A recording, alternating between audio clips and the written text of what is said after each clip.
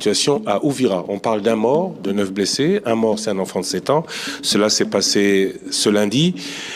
La population ne veut pas du chef d'état-major adjoint ou du chef adjoint de la 9e région militaire, le colonel Gassira.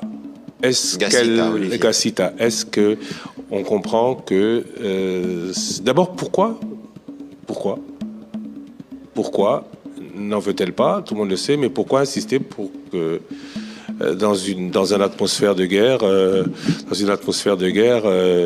celui que la population ne veut pas reste en fonction? Bon, je crois qu'il y a sur cette question, il faut savoir d'abord que le président de la République, qui est le commandant suprême de forces armées, analyse la question sous toutes les facettes.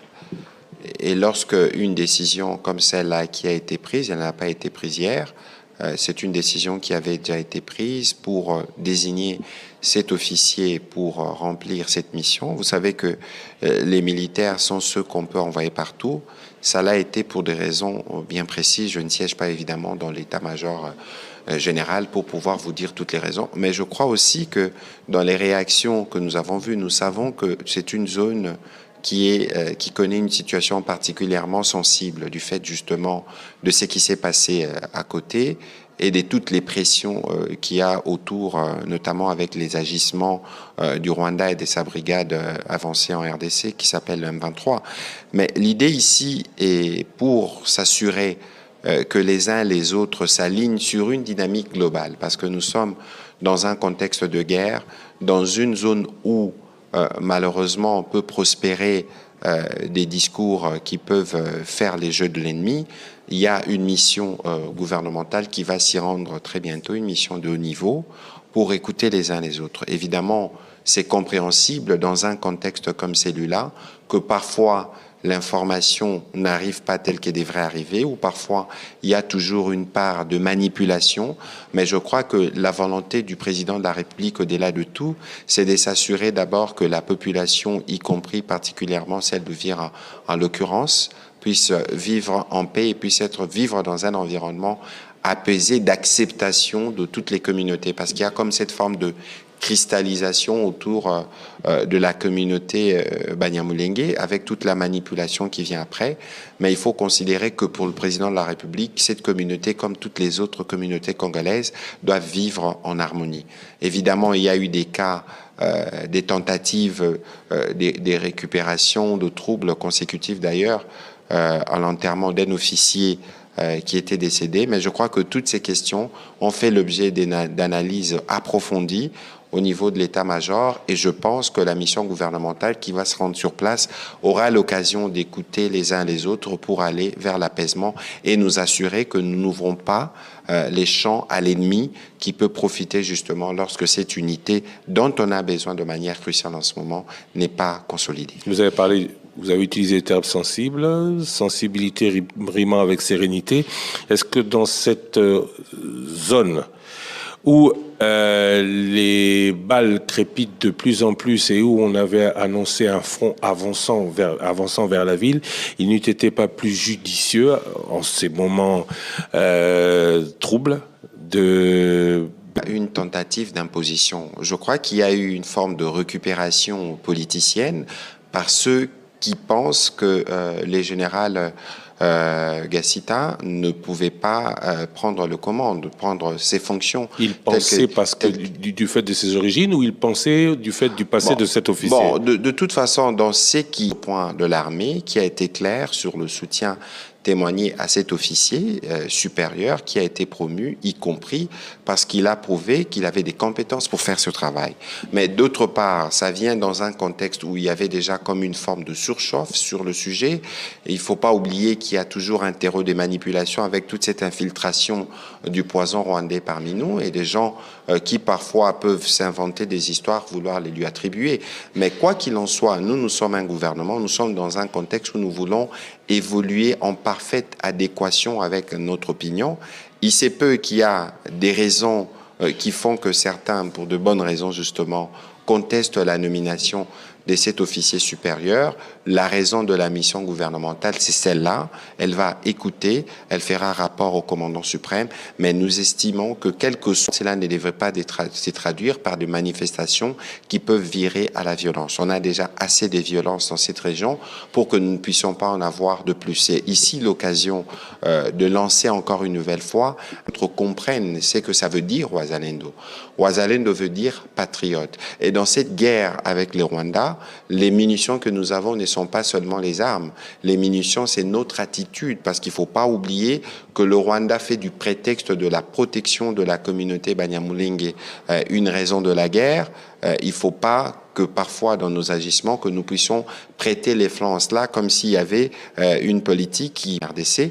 C'est pour ça que nous lançons le message d'apaisement. C'est pour ça que nous appelons les communautés dans un contexte être prise, elles seront, mais nous appelons les uns les autres à la sérénité. Nous appelons les Wazalendo qui sont de patriotes, qui ne s'engagent pas que par les armes, qui s'engagent aussi par leur attitude, de s'assurer, en tout cas les vrais Wazalendo. En attendant que les conclusions de la délégation interministérielle. Réunion interinstitutionnelle, j'en parlais, sur la situation sécuritaire du pays, mais aussi sur la rentrée parlementaire. Assurer une rentrée parlementaire sereine, on parle encore de sérénité. Axée sur les priorités nationales, c'est-à-dire celle du peuple congolais, a rapporté en conclusion de cette réunion Vital Kamerhe, le président de l'Assemblée nationale. C'est-à-dire que tout ce qui était fronde contre Vital Kamerhe et Sama Lukonde appartient désormais au passé? Non, je crois qu'il y a toujours à redire, lorsque vous êtes parlementaire, je l'étais, nous connaissons tous la pression avec laquelle arrive la rentrée parlementaire, parce que nous venons des vacances parlementaires. Il y a toujours des besoins croissants auprès de nos populations. Il y a toujours cette forme de colère où on veut que les choses puissent avancer plus rapidement. Et dans la liberté, de dire, y compris ce qui ne marche pas à leurs yeux, sur les différents animateurs des institutions. Mais je crois que comme le président de la République l'a dit dans les rapports qui a été fait aujourd'hui, dans les comptes rendus qui a été fait de la réunion d'aujourd'hui, il faut que les uns les autres travaillent pour une rentrée apaisée. Oui, mais Christian la plupart des députés semblent se plaindre sur la manière... Je vais arriver sur la question des députés qui se plaignent, mais ici, il faut noter autour du président de la République, dans ces contextes où peut-être pas l'un des points de la discussion, d'un congrès de l'Union sacrée où tout le monde s'est accordé pour que nous puissions être unis autour du président de la République. Les députés de la même Union sacrée qui font que cette sérénité, ou cette nécessité de sérénité sont rappelées par la réunion interinstitutionnelle. Ce manque de sérénité pour le président du Sénat et le président de l'Assemblée nationale vient de la même Union sacrée. Explication. Est-ce que c'est le jeu de la démocratie, comme vous venez de le dire, ou est-ce que ce sont des raisons qui sont propres aux députés, bien loin des soucis des populations? Il faut pas qu'on aille dans des considérations outre mesure. Il faut considérer que nous sommes dans un contexte démocratique où les députés peuvent avoir justement de bonnes raisons en estimant peut-être que des choses auraient pu être faites d'une façon A, mais ne l'ont pas été faites. Mais c'est pour ça qu'il y a justement des cadres d'échange, et les parlements, c'est vraiment le temple de la démocratie dans l'esprit du président de la République et de tout le monde. Ici, l'idée, c'est de nous assurer que nous préservons, au-delà de nos divergences, au-delà de nos frustrations, l'unité qui est... Mais il faut regarder de l'autre côté. L'autre front que nous avons, c'est le front de la pauvreté, que nous devons tous combattre de manière unie. Et c'est pour ça qu'au cours de cette réunion, le président de la République a beaucoup insisté sur la synergie qui doit caractériser le rapport gouvernement-assemblée, notamment autour de réformes des élus, que ce soit au second degré au Sénat ou au premier degré à l'Assemblée nationale. Et je pense que le gouvernement est aussi attentif à cela. Très attentif, il devrait l'être, surtout quand cette réunion parle de priorités axées sur les priorités nationales. Récemment, nous recevions à Tokyo Madame la Première. Bote Bandeko, bienvenue dans Tosha TV. Bandeko, tozali ko lancer campagne oyo tobengi na Tosha promotion. Pona bandeko nyonso o balingi ba marque na bango eyeba ba événement na bango eyeba tozali ko sala ba promotion na chaîne na biso na plan marketing. Donc mutu nyonso aza na posa produit na ye ekende liboso azali na posa mokili eyeba eloko na ye acontacte biso na numéro oyoyo tokosolola mpo na promotion ya baproduit na bino nyonso. Donc tozali kotravaille na baagence mpo na baréalisation ya bapublicité, tozali kotravaille na kopropulse baproduit na nyonso bocontacte biso. So bozwi biso na numéro na biso te bokoki mpe kocontacte biso na adresse mail na biso ezali wana to mpe na baréseaux sociaux oyo nyonso boyebi mpo avec Tosha TV produit na bino ekoyebana.